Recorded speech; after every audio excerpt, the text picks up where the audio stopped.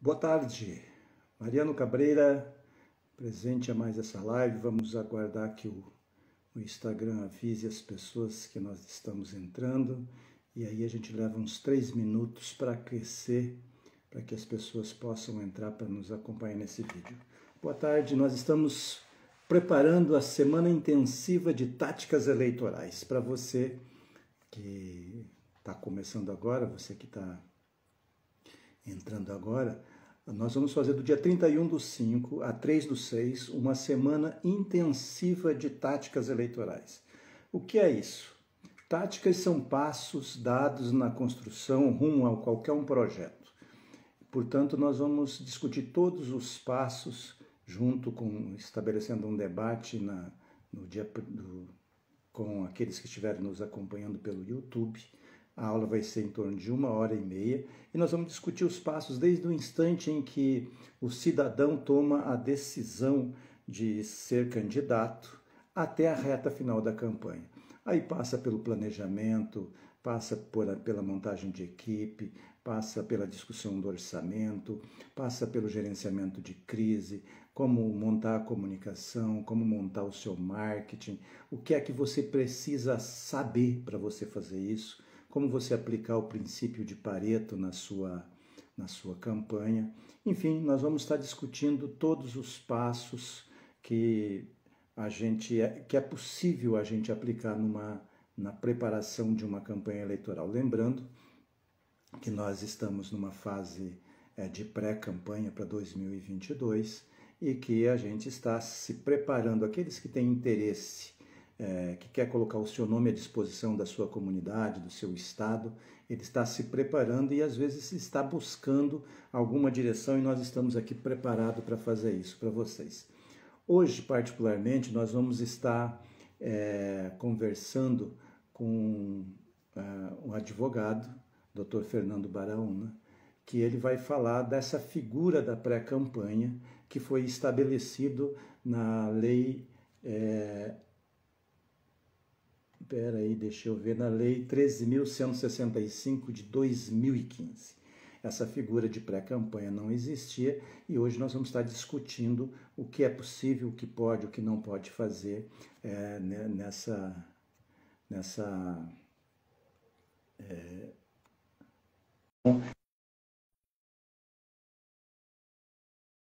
como o candidato se preocupar com a sua campanha e ele não se preocupar muito com os erros que ele pode estar cometendo e isso pode causar a sua cassação ou ele gastar um dinheiro que é muito difícil de conseguir numa campanha eleitoral e ele pode estar se perdendo, gastando dinheiro onde não deve. Mas nós vamos conversar hoje com o Dr. Fernando Baraúna, advogado e sócio proprietário do escritório Baraúna e Manjon, Advogados e Associados. Ele é ex-procurador-geral do município de Dourados, especialista em direito eleitoral e tributário, membro consultor da Comissão Especial de Direito Eleitoral do Conselho Federal da OAB, pós-graduado em Direito Público, Constitucional, Administrativo e Tributário pela Pontifícia Unidade Católica do Rio Grande do Sul. Tenho o prazer de estar comigo, doutor Fernando Baraúna. Boa tarde, doutor, como é que está?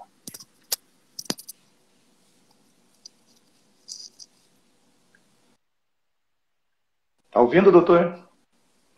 Parece que a nossa conexão está ruim. Alô? Alô, estou ouvindo.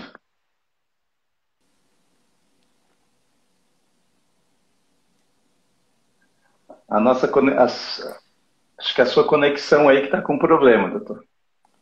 Ah, é? Tá, agora entrou legal. Agora tá bom. Tá. Então, tá. Não, então, um prazer, né? Obrigado pelo convite, Mariano, né? E nós estamos aqui à disposição.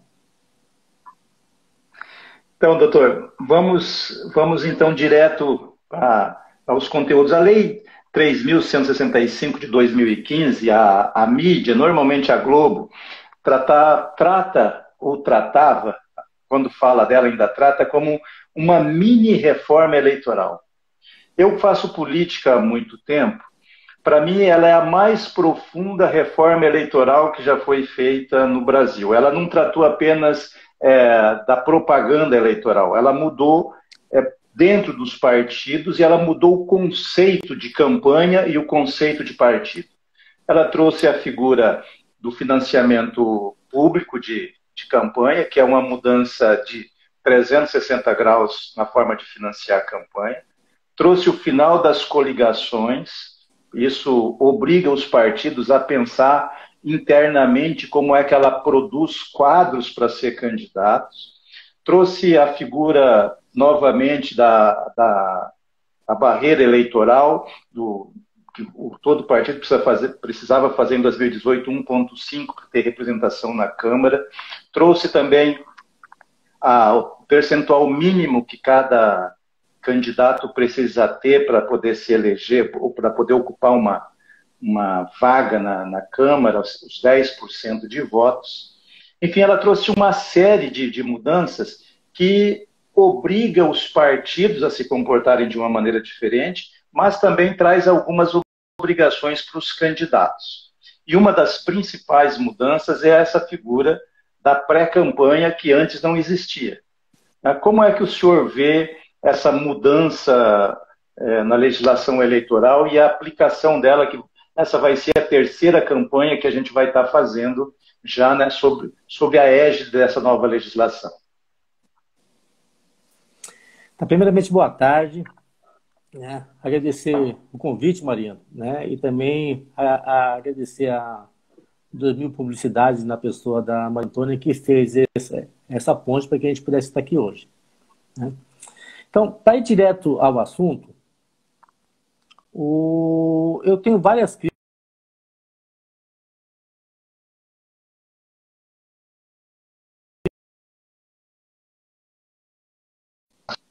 A sua conexão não está legal, doutor.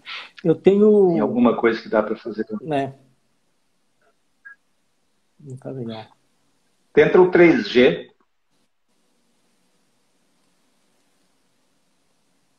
Só um momentinho só. Deixa eu dar uma olhadinha aqui.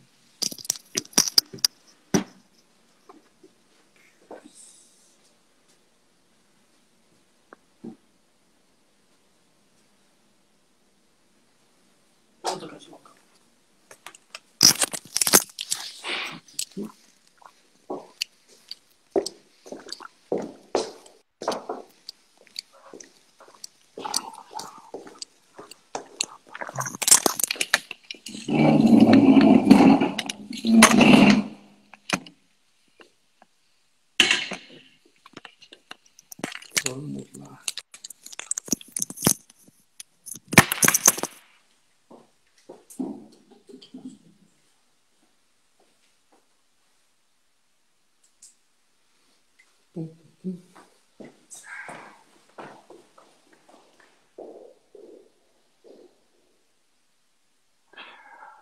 Enquanto o doutor Fernando vai se organizando, nós vamos lá falando. Você que está nos acompanhando agora, nós estamos preparando de dia 31/5 a 3/6 uma semana exclusiva, uma imersão de táticas eleitorais, e por isso nós estamos hoje conversando sobre a pré-campanha. Agora me parece que melhorou o sinal. Agora melhorou. Vamos lá. Assim.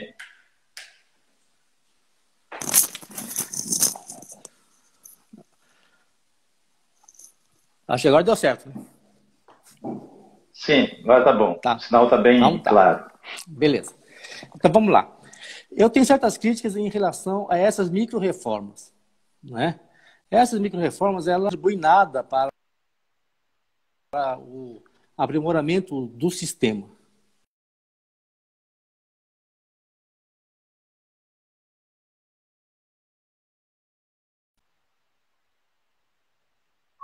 Lideranças, e uma delas foi o que aconteceu com a mídia, com a propaganda eleitoral e o próprio financiamento de campanha, né? A legislação traz uma alteração com a base numa economia financeira, né? Que sem deixar de perceber que a eleição ela é o ônus da democracia.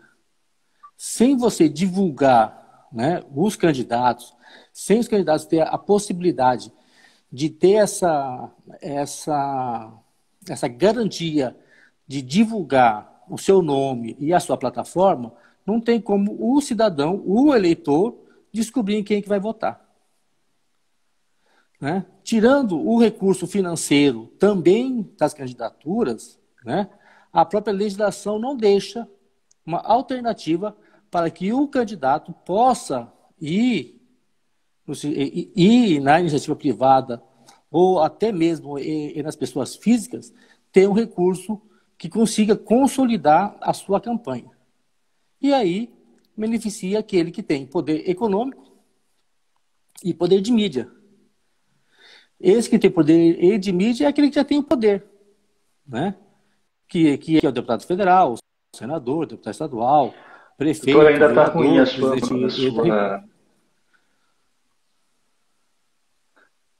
Está caindo a sua conexão, doutor. Então está sendo aqui em Dourados.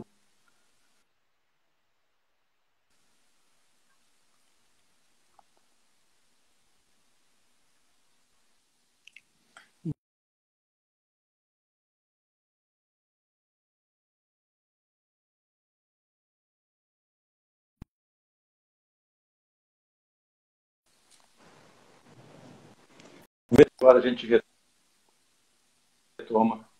Foi pausado o vídeo do doutor lá, porque o sinal dele lá não está legal.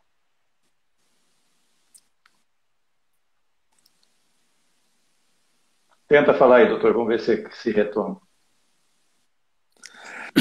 Alô, alô, alô? Alô? Alô, estou ouvindo. Estou ouvindo. Tá. Estou ouvindo. Então, vamos lá. Esses são os ônus da gente tentar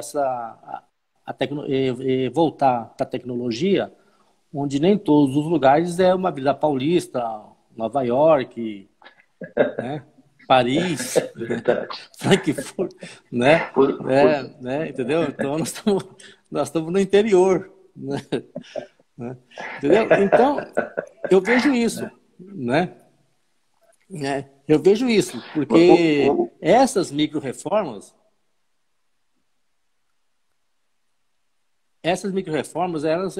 elas contribuem muito para quem tem, né, para quem está no poder, né? E inibe muito as novas lideranças, né? Porque as novas lideranças precisam desse apoio estatal para que elas possam divulgar a sua plataforma, né? Desse apoio partidário, né? Para que possa se inserir dentro da comunidade, né? Com essas micro-reformas, infelizmente, inibe isso e favorece já quem tem.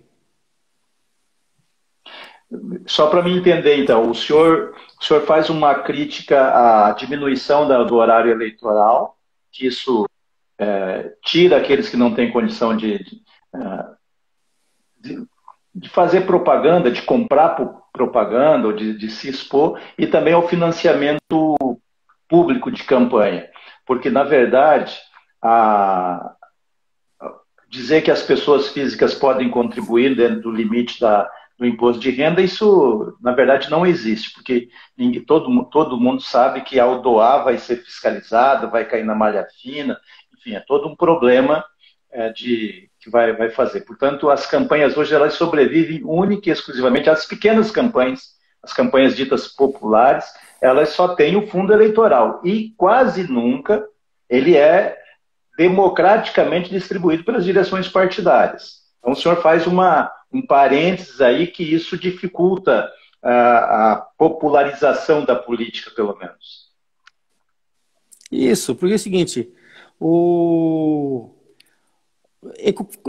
qual que é o objetivo de uma eleição?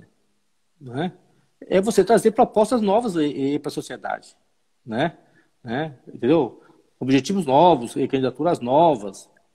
E como que você faz isso? Através da propaganda política. Se você inibe essa propaganda política, e aí nem tanto uma crítica, né, com a diminuição da campanha, mas sim pelo encerramento da propaganda eleitoral, né? E também do financiamento de campanha, né? Quem já tem o mandato, quem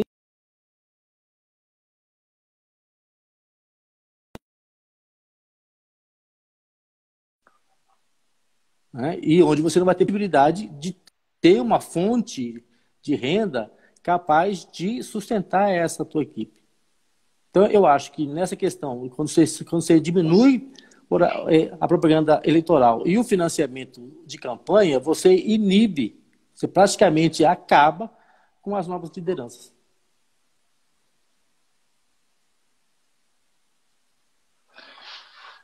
Você está dizendo que a lei acaba sufocando o surgimento de novas lideranças pelos partidos. Isso. Isso.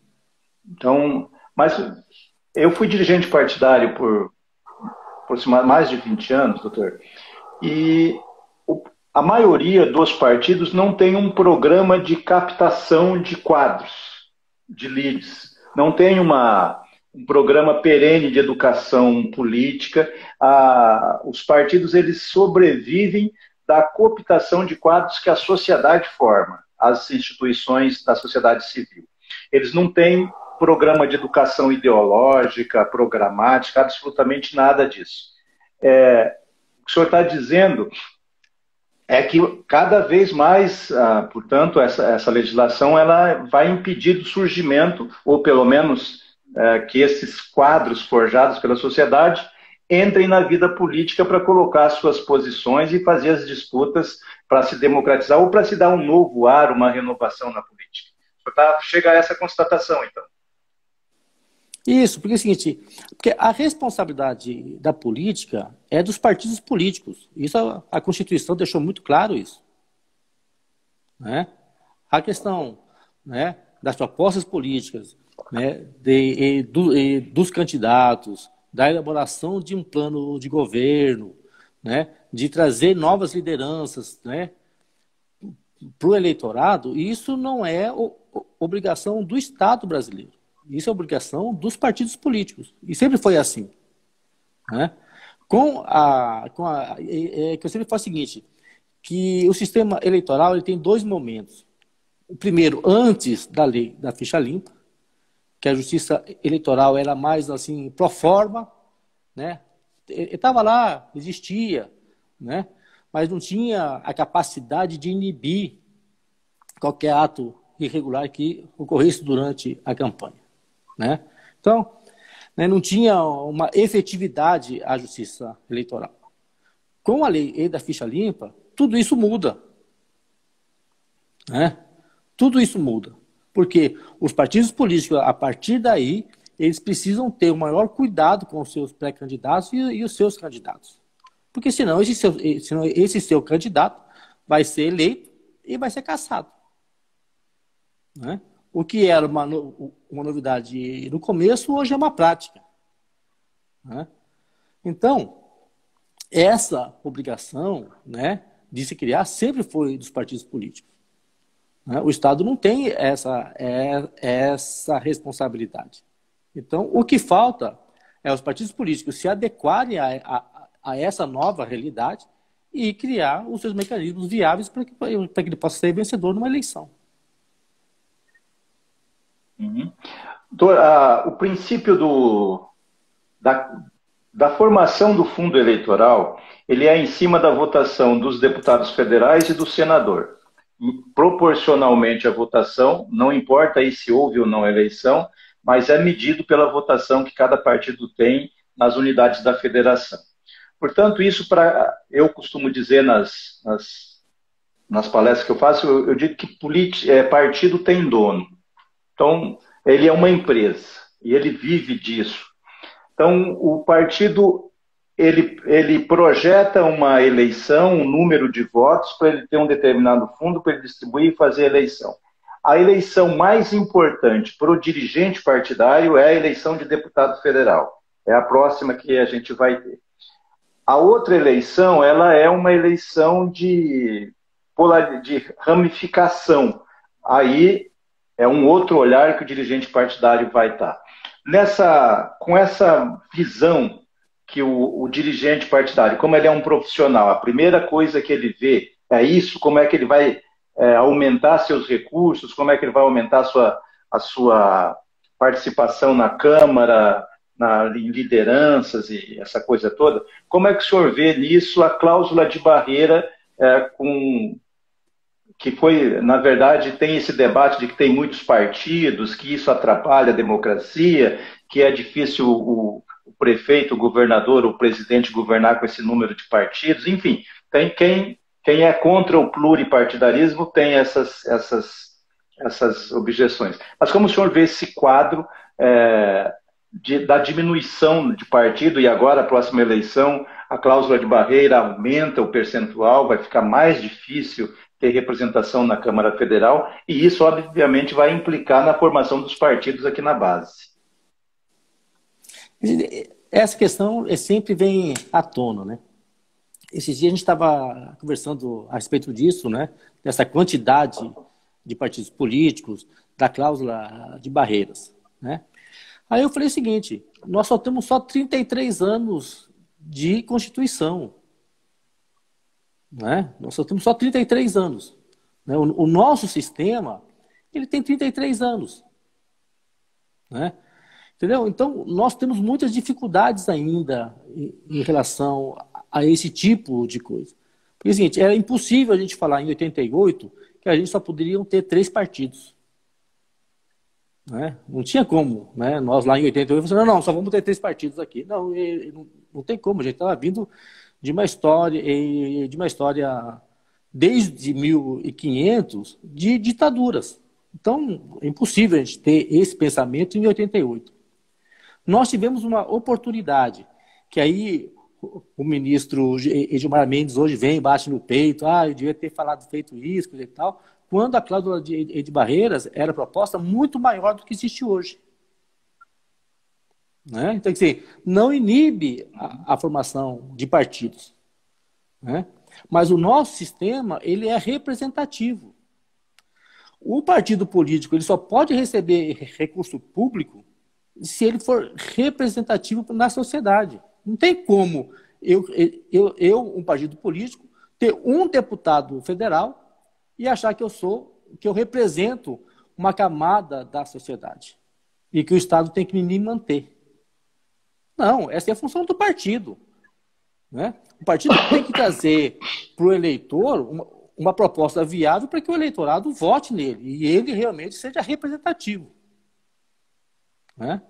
Então, a criação de partidos, ela existe, ela é constitucional, mas aí a gente tem o seguinte, quem é que vai receber os benefícios do Estado?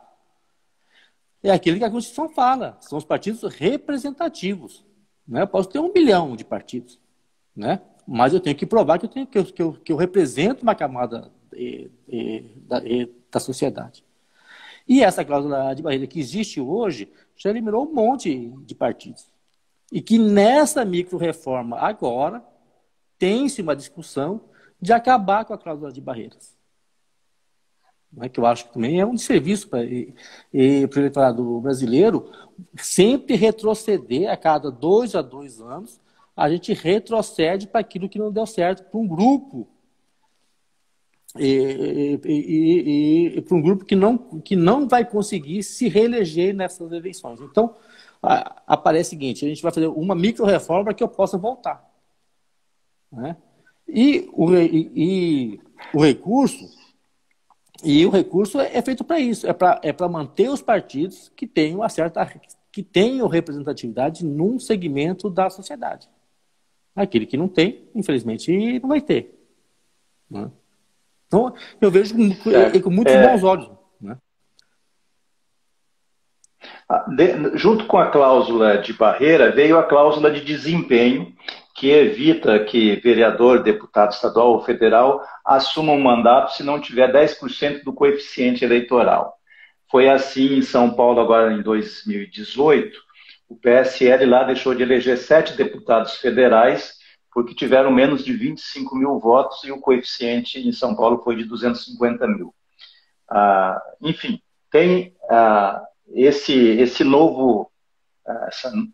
nova norma, digamos, que obriga ao candidato a ter um desempenho e fazer isso que o senhor está dizendo, ele ter representatividade, no mínimo 10% do coeficiente eleitoral, ele precisa ter como voto para ele poder exercer um mandato legislativo. Essas mudanças é que eu digo que elas foram muito profundas. E a maioria dos candidatos e dos partidos, eles não se preocupam em levar essa mensagem para as pessoas. Ainda continua o discurso para o cidadão ser candidato, ser convencido, é o cara, ele tem empatia, ele é alegre, ele tem muitos amigos, aonde ele chega ele é cumprimentado e tal, e aí o cidadão é convencido a entrar, colocar o seu nome, tem lá 5, sei lá, uma porcentagem de voto, ajuda na legenda, mas ele não é educado politicamente para isso. Como é que a gente pode, o senhor é advogado, é jurista, como é que a gente pode fazer com que os partidos, se não obrigados, mas que tenham como dever de fazer essa educação política, ideológica de cada partido? O senhor disse no começo que o candidato pode ser cassado pela infidelidade partidária. Como é que o cidadão comum que não acompanha a política e só tem o desejo de participar, ele pode saber o programa de governo de um partido se não é público, se não é feito reuniões, se não é feito debates, porque o partido tem sempre um cacique que controla, que comanda. Como é que a gente pode trabalhar essa democratização? Eu participei de um congresso internacional de direito eleitoral no TSE, anos atrás, e um dos palestrantes foi o ex-ministro do Supremo Tribunal Federal, Nelson Jobim, né? E aí ele falou o seguinte, que só quem é eleito, quem tem voto.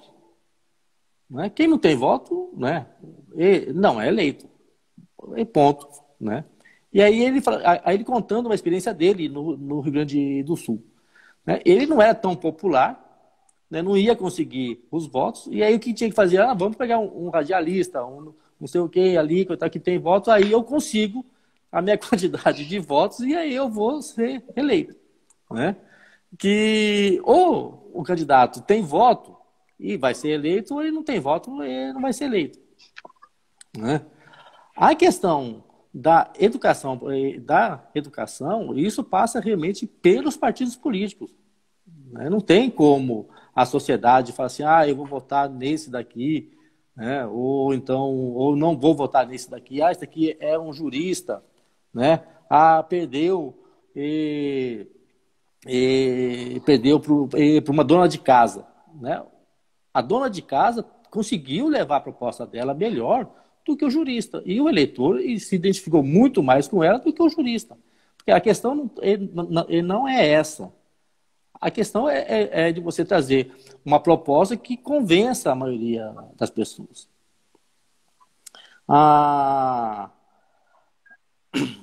Outra coisa que você falou que eu esqueci. Você pode repetir?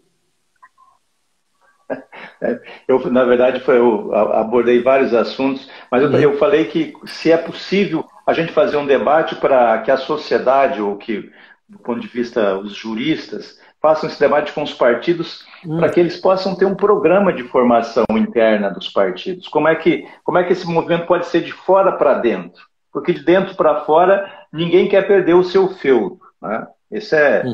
O senhor mesmo acabou de dizer que o Congresso, quando vai chegando na hora, ele faz uma lei que beneficia aqueles que estão lá. Tá? Lembra os senadores biônicos de 78, que a ditadura aprontou para não perder no colégio eleitoral.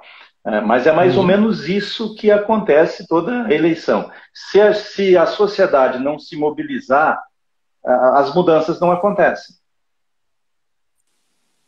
Não acontece. Eu até escrevi um artigo esse dia sobre as candidaturas independentes. Né? E as candidaturas independentes, ela passa a ter um valor grande na sociedade por ser partidária.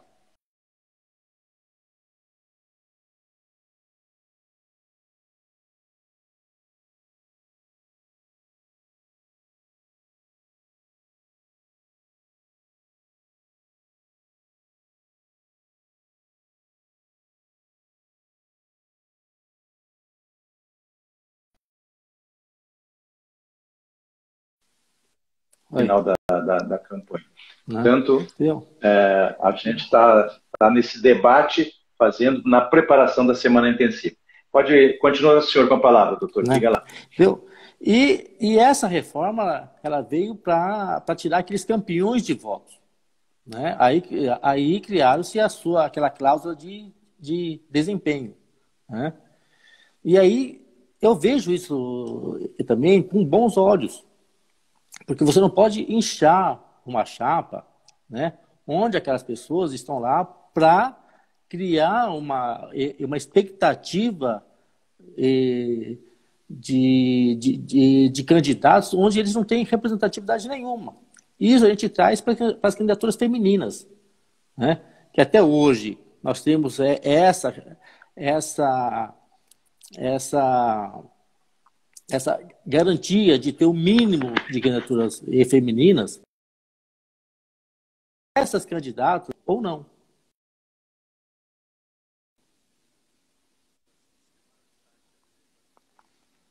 Né? Tá. Pode Né? falar. Né? O que eu vejo é o seguinte, essas cláusulas de desempenho, elas ocorreram para acabar com os campeões de voto. Né? Que tinha um campeão de votos, puxava 3, 4, 5, né? E a maioria não tinham voto suficiente, né? E mesmo assim chegava ao poder. Né? A cláusula de desempenho, ela veio para inibir esses campeões de votos para que os partidos políticos conseguissem montar uma chapa um pouco mais homogênea, né, de equilíbrios com maior número de votos, não na dependência de um candidato, né, mas que tivesse uma homogeneidade melhor, para que tivesse maior chance de maior número de pessoas ter a sua representatividade. E isso a gente percebe nas candidaturas femininas, né, que até hoje, mesmo com a garantia de no mínimo 30% de candidaturas femininas, né, ainda não se tem uma chapa coesa, né, e feminina, onde elas possam, né, realmente ter um grande número de votos e ter sucesso na eleição. Então, que a gente vê campanhas femininas e fantasmas que só tem para compor número. Verdade, mas esse é um outro debate que é bastante interessante fazer, porque não basta ter o espaço, não basta ter uma parte do financiamento, é todo um processo educacional que as mulheres têm e que nós, homens, também temos que proporcionar às mulheres da participação na política. É muito mais, é um outro debate, mas o senhor tem razão que essas diferenças, elas precisam ser trabalhadas internamente nos partidos. Mas eu quero abordar também um aspecto, doutor, vamos falar um pouco do fim das coligações proporcionais. Isso traz uma identidade partidária, ideológica, obriga os partidos a todas as eleições eles terem candidatos majoritários, fazendo aí uma análise como futebol, time que não entra em campo não tem torcida, portanto, todos os partidos que têm pretensão de ter mandatos, eles precisam colocar o nome nas disputas majoritárias, e isso também é uma novidade. Como é que o senhor avalia a questão do fim das coligações proporcionais? As coligações proporcionais, elas não podem ser vistas simplesmente pelo enfoque da coligação proporcional, né? O que essa campanha de prefeitos e vereadores mostrou para a gente na prática, que as consequências dessa não coligação na proporcional, ela trouxe consequências grandes de interpretação na questão do próprio financiamento de campanha, né? Em relação à não candidatura, à não coligação proporcional, eu vejo como um bom instituto, porque faz com que o eleitor consiga se identificar com aquela denominação partidária, né? Então ele sabe que ele está votando naquele candidato, daquele partido. E que, se for eleito, vai ser aquele candidato ou o candidato daquele partido que vai ser eleito. Né? Não tenho mais aquele arranjo partidário que formava várias coligações, né? Onde o eleitor não sabia realmente para quem que ele estava votando, qual a proposta que ele estava votando, e muitas vezes ele nem sabia que estava votando por um processo proporcional. Hoje não. Hoje ele já sabe. Olha, eu vou votar no candidato A, porque o candidato A é do partido A. Né? Aí eu quero votar no outro candidato. Ah, meu candidato lá é do partido B. Então, ficou muito mais claro para ele. E isso trouxe também um fortalecimento para as pequenas legendas. Né? Que no primeiro momento a gente achou que ia enfraquecer um pouco mais as legendas pequenas. Aqui em Dourados e na região, né, teve o inverso. Né? Candidatos que estavam em partidos fortes, grandes, né, e que viram que não iam ter chance de participar e de ser eleito ali naquela chapa, eles tentaram mudar de partido naquela janela. E os partidos pequenos não aceitaram. Não, aqui a gente não quer, aqui nós vamos botar a nossa chapa para ver se a gente consegue eleger um daqui. Né? Então, esses candidatos que já estavam indo para a reeleição, estavam em grandes partidos, eles tiveram que ficar nessas grandes chapas aí e tiveram muita dificuldade de se reeleger. Né? Então, acho que traz uma clareza... Isso diminuiu bastante. Sim, isso permitiu, ou melhor, inibiu o uso que se fazia dos pequenos partidos. Eu tenho um mandato, eu vou para um partido que a legenda vai me permitir ter menos votos, tenho uma chapa completa, eu tenho dinheiro, tenho experiência, tenho assessor, eu vou lá, ganho a eleição e um abraço. Esse foi, de fato, foi um grande avanço. Do ponto de vista ideológico, o senhor acha que isso avançou também? Eu acho que sim. Eu acho que sim. Foi a primeira experiência, né? A primeira experiência, né? O candidato que foi eleito por aquela agremiação, ele se tornou muito mais forte dentro da própria agremiação, né? Ele consegue ter identidade dentro daquele partido, né? E vai ser muito mais difícil, né? Essa mudança de partidos de legendas fortes para legendas pequenas, porque que as legendas pequenas sabem o seguinte: se ele aceitar essa transferência, ele é perigoso ele desaparecer com as novas lideranças. Se ele continuar aqui, ele tem chance. Né? Por quê? Porque também trouxe uma mudança significativa aí. Que antes, quando tinha a possibilidade das coligações proporcional, também tinha uma restrição na sobra de campanha. Com o fim das coligações proporcionais, acabou a sobra de campanha. Todo mundo participa da sobra de campanha. Então, se eu sou de uma legenda pequena e cheguei próximo do coeficiente eleitoral, na sobra eu tenho chance de subir um. Né? Então, mudou toda uma questão de estratégia que favorece a pequena legenda. Tá certo. Então, se a lei, se há crítica, o senhor faz a crítica da questão da propaganda eleitoral, do financiamento da campanha, que acaba não permitindo o surgimento de novas lideranças, o senhor aponta vários avanços que essa nova legislação colocou. É a primeira experiência, tem que avançar. Os partidos não estão acostumados a fazer um debate ideológico da sua legenda. Tem muitos candidatos que entram no partido por amizade, ou sem saber qual que é a linha político-ideológica, econômica que seu partido defende, qual a posição defendida a nível nacional, enfim. Isso acaba obrigando. É a primeira eleição. Mas tem um debate, pelo menos já ouvi, já chegou até mim algum ruído, que o Congresso Nacional prepara o debate sobre o distritão né, que entrariam só os mais votados, né? Volto aí à sua intervenção anterior, dizendo que é mais um arranjo para aqueles que são profissionais, que têm estrutura para se perpetuar no poder, porque o Distritão nada mais é do que isso, é o poder econômico e o profissionalismo contra aqueles que não têm, que estão querendo entrar, mas eles já se assanham em fazer essa proposta. Na minha opinião, pode ser o bode na sala. Coloca isso para ter outras coisas em benefício próprio e acabar, né, facilitando a eleição deles novamente. Então, não sei se o senhor tem acompanhado disso, mas o senhor tem alguma opinião própria a respeito do Distritão? Como é que ele pode, o impacto positivo ou negativo que pode ter na eleição?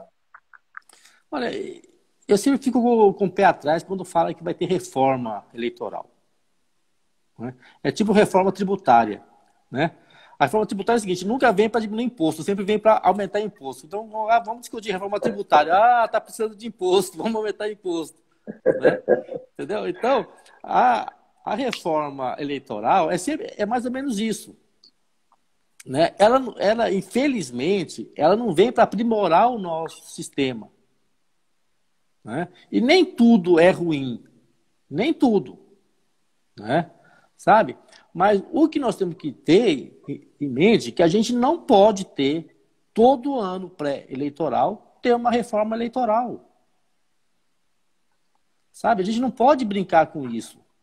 A proposta é boa? Não sei. Nós temos que debater essa proposta, né? Ela não pode vir assim a rodo, falar assim, não, ano pré-eleitoral, vamos ter uma reforma eleitoral.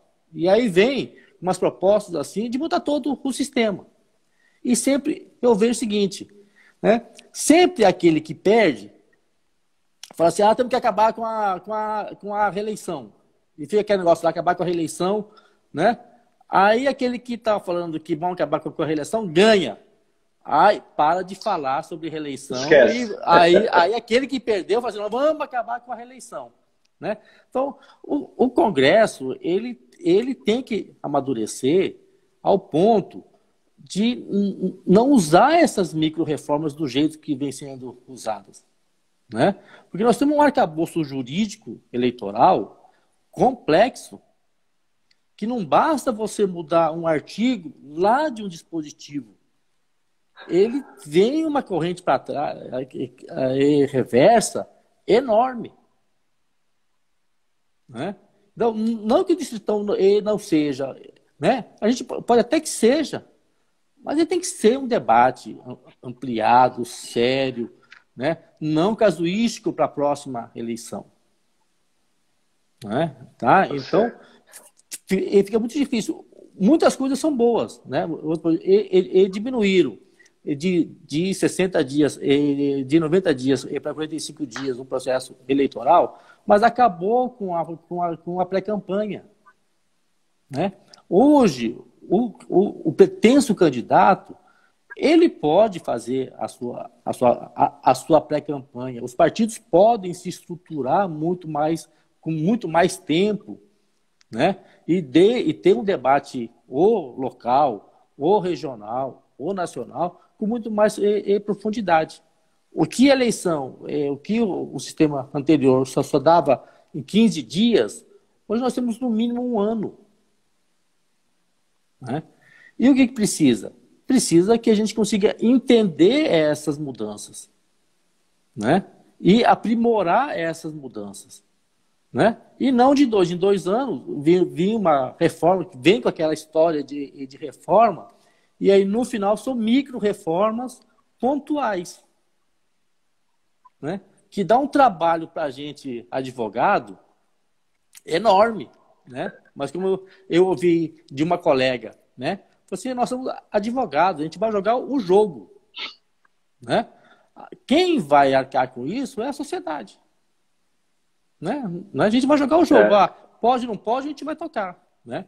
Agora, reforma de 2 em 2 anos, sem a gente aprofundar, não tem como a gente falar assim, é bom, é ruim, né? Como que é, né? E eu sempre eu olho muito o sistema americano, né? O sistema americano, ele vota pelos correios. E nós estamos discutindo voto impresso. Sabe? Não tem uma segurança jurídica do sistema de votação nosso. Né? Ainda estão se discutindo a volta do voto impresso. Nos Estados Unidos se vota pelo correio. Né? Então, eu acho que nós temos que amadurecer, nós temos que levar a sério a questão da reforma eleitoral, e aí sim a gente vai ter um conceito, se aquele sistema é bom, se esse não é, mas sabendo que não existe um sistema eleitoral 100%. Tem os seus prós e seus contras, né?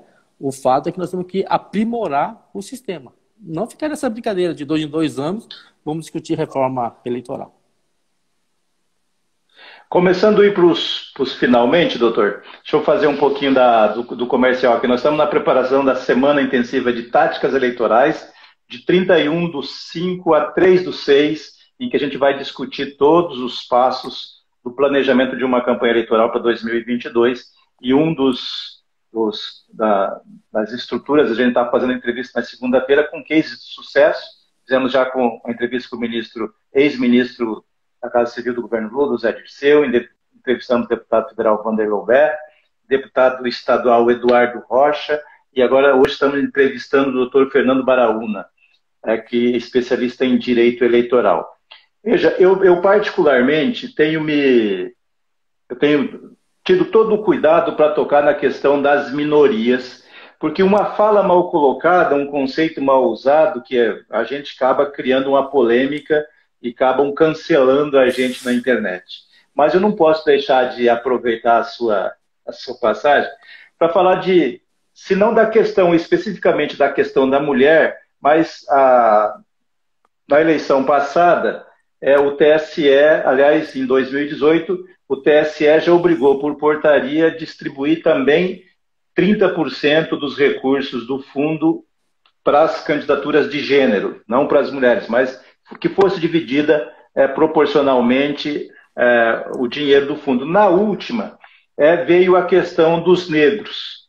E um dos problemas, eu fazia consultoria para 2 partidos, e um dos problemas é que a maioria de negros, com descendência, mas eles têm no registro ou como pardo ou como branco. Mas na hora de querer o recurso, eles queriam o recurso da cota. E aí não tinha como comprovar, porque no registro dele não estava. E na opção que ele faz quando faz o registro eleitoral, não estava descrito a raça. Bem, mas estou dizendo isso, é a primeira eleição, está se aprendendo, a norma é nova e tal. Mas o que o senhor acha dessas cotas serem divididas? Aumenta-se a burocracia, a dificuldade, mas possibilita as minorias a participarem da política é um incentivo a mais? Ou o senhor acha que o TSE também está legislando sobre os partidos, que tem a chiadeira dos dirigentes partidários foram enormes, né? Porque tiveram que refazer todo o trabalho em cima da hora, foi uma loucura. Enfim, mas é isso. O que o senhor acha dessa distribuição de recursos por cotas? Eu acho salutar, eu acho que tem que ser assim, né? O seguinte, Norberto Bobbio fala o seguinte, né? Que mudança uma mudança natural da humanidade, ela só serve só para um belo discurso, né? Porque o que muda é a lei, né? Mas vamos ter uma consciência mundial. Não, o que vai mudar é a lei, né? Se a lei, né, não vier falar assim, olha, temos que colocar no mínimo 30% de candidaturas femininas, né? E esse 30% não vai acontecer se for de forma espontânea, né? Vamos discutir as candidaturas negras, né? Se não tiver uma lei que fala assim, olha, você tem que ter candidaturas negras e o financiamento vai ir para as candidaturas negras, né? Não vai vir, né? Então eu acho que essas mudanças, elas são necessárias. O fato do TSE legislar é uma coisa que acho que todo mundo que entra na política é a primeira aula que recebe, né? Não existe cadeira vazia, né? Não existe cadeira vazia. Ou você, ou o Congresso legisla, ou alguém vai assumir esse espaço. Esse espaço não vai ficar vazio, né? Se o TSE vem no meio do processo e fala o seguinte, não, o dinheiro que vai tem que ser distribuído para as candidaturas negras, é porque alguém deixou esse espaço em aberto, né? Não que isso foi legal do TSE fazer isso, que eu acho que não. Naquele meio daquele processo, ele não poderia ter feito isso, né? Deveria ter feito isso para a próxima eleição, né? Mas ocorreu, né? Mas isso daí não era só o problema que nós tivemos na eleição passada, né? Nós tivemos a distribuição e também do financiamento das candidaturas femininas, né?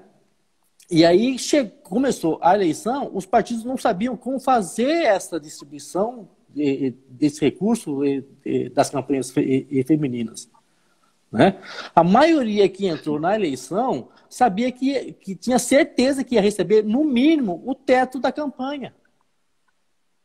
Né? Porque a imprensa fez aquele auê todo com aqueles 4 bilhões e ninguém veio para mim e falou assim, bicho, esses 4 milhões não dá para fazer campanha.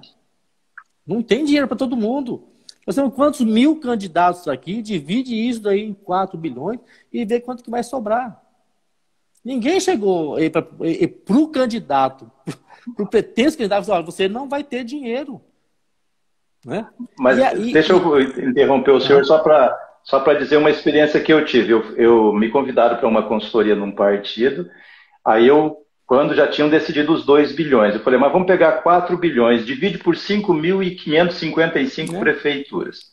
Vai dar dava em torno de R$80 mil. São 2 eleições. 40 mil para a campanha majoritária e 40 mil para candidatos. Aqui em Campo Grande nós temos 36. Dá R$1.100 para cada um. Aí um candidato falou assim, então nessas condições eu não vou ser candidato, não vai ter dinheiro. O dirigente partidário ficou bravo comigo, falou, mas pô, assim você acaba com a minha chapa, pô, você tem que falar para os caras que vai ter dinheiro.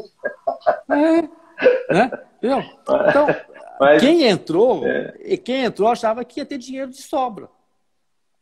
Né? Aí veio e aí não explicaram que quem tem a competência para distribuir esse recurso é o partido. Não tem uma lei que fala assim, olha, eu tenho R$1.000 aqui, eu tenho 5 candidatos, cada um vai receber 2 mil. Não. Quem define isso é o partido que vai definir em cima daquele projeto de poder que ele tem. Né? Mas isso não ficou claro para os candidatos dos partidos.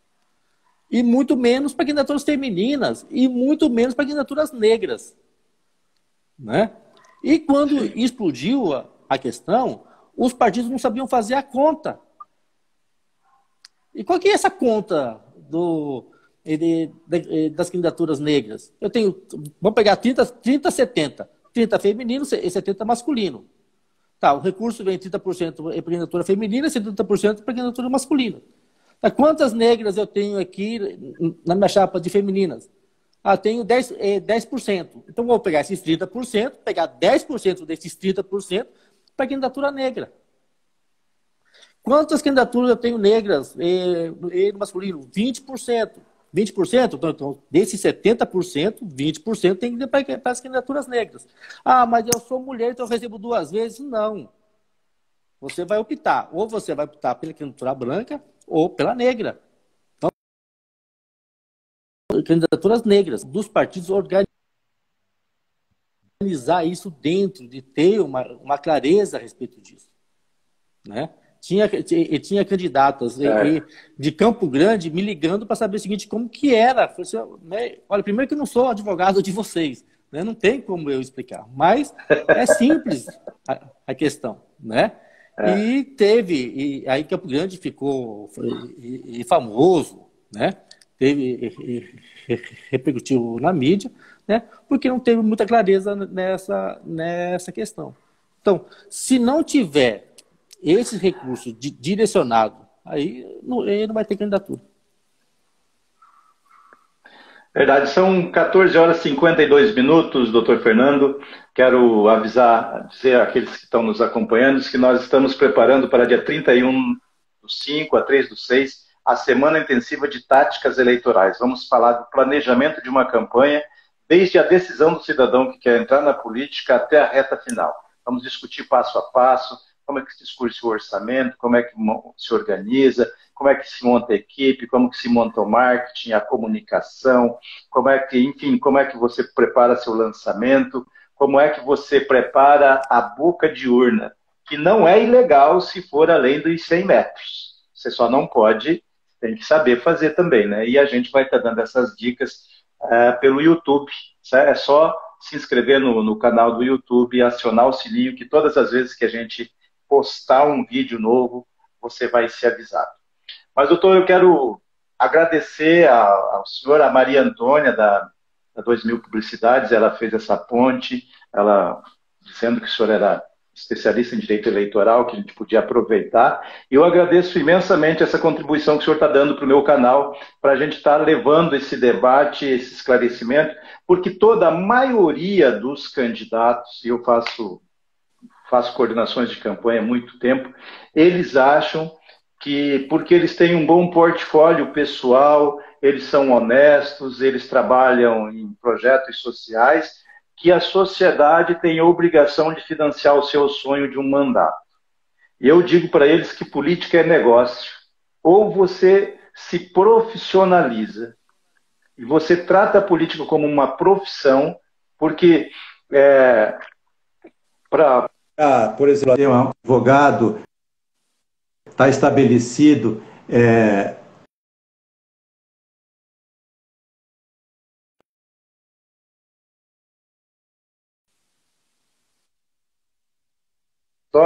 o senhor fez um ensino fundamental, o senhor fez um ensino médio, o senhor fez uma faculdade, o senhor fez uma pós-graduação, o senhor investiu que se o senhor for colocar no papel, o senhor investiu aí no mínimo de R$ 500.000 a R$ 800.000 na sua formação total, isso se for barato, sem contar alimentação, transporte, moradia, só no estudo. E aí, né, o senhor hoje deve ter um rendimento razoável. Agora, um político, eu não sei quanto é que está o provento de um vereador aí em Dourados, mas aqui em Campo Grande está numa média de R$ 20.000 o salário, mais a assessoria, mais verba de gabinete. Ou seja, o indivíduo quer um salário que ele vai gerir de acordo com a sua consciência, sem dar satisfação a absolutamente ninguém, de no mínimo R$ 100.000 mês, e ele quer isso sem ele investir nada. Então, todas as vezes que eu sou chamado a olhar uma candidatura, eu digo para ele quanto é que você está disposto a investir, quanto é que você está disposto a estudar, quanto é que você está disposto a se sacrificar, porque política é profissão. Essa história de que política não é profissão é que o status quo incutiu na cabeça dos trabalhadores para eles não entrarem na política. Porque vejo médico, fala assim, eu sou médico, tem 30 anos de mandato, fez a fortuna dele com os mandatos, não dá uma receita há 30 anos, mas ele é médico. Tem professores que não frequentam sala de aula há 25, 30 anos, mas ele é professor. E assim também, que não pega uma causa há 15, 20 anos.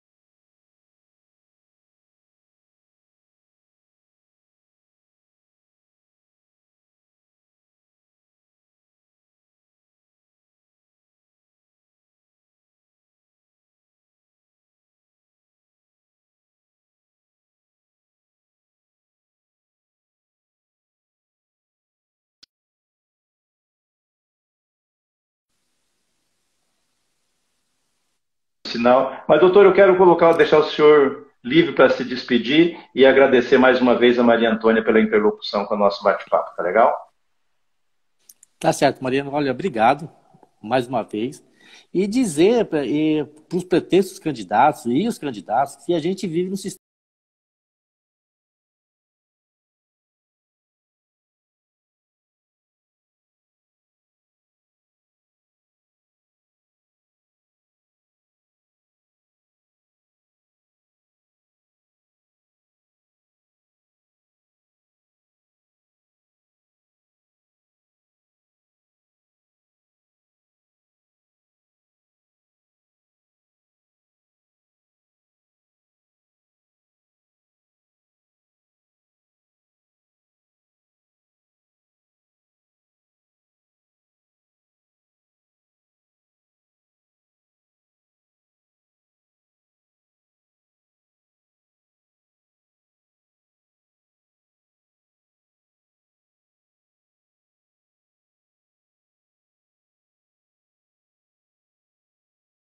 capitalista, não tem o que fazer, né?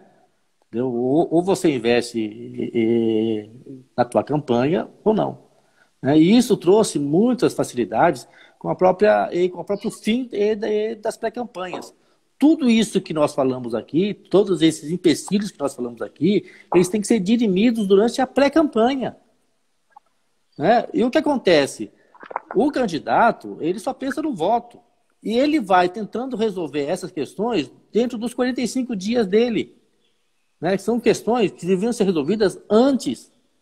Tem candidatos que começam a eleição inelegível. Ele movimenta todo um processo. Né? Tá? E a hora que ele registra a candidatura dele, ele está fora do processo. Né? Então, isso vai o seguinte, dessa nossa cultura, que eu faço o seguinte, antes da lei da ficha limpa, funcionava desse jeito. Depois da ficha limpa, não funciona mais desse jeito. E quanto mais rápido os candidatos, os partidos, tomarem consciência que isso mudou, ele vai usar a pré-campanha dele, que é 1 ano, né, para colocar essas questões, resolver essas questões. Né?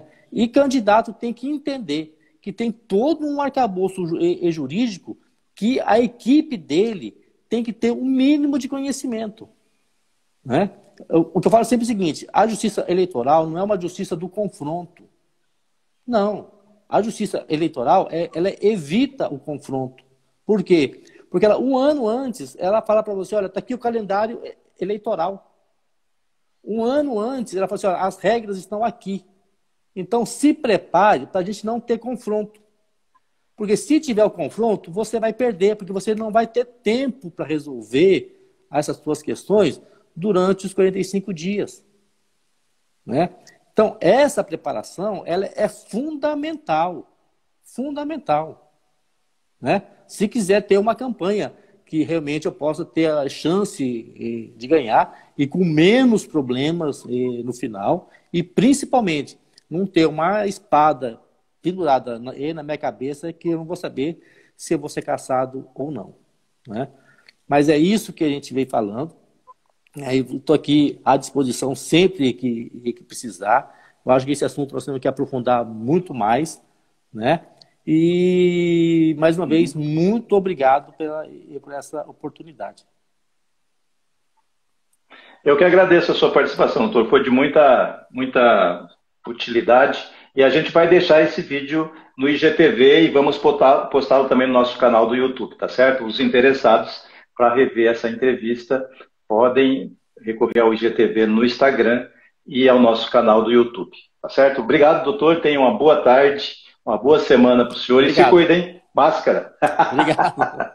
Obrigado. Tchau, tchau. Tchau.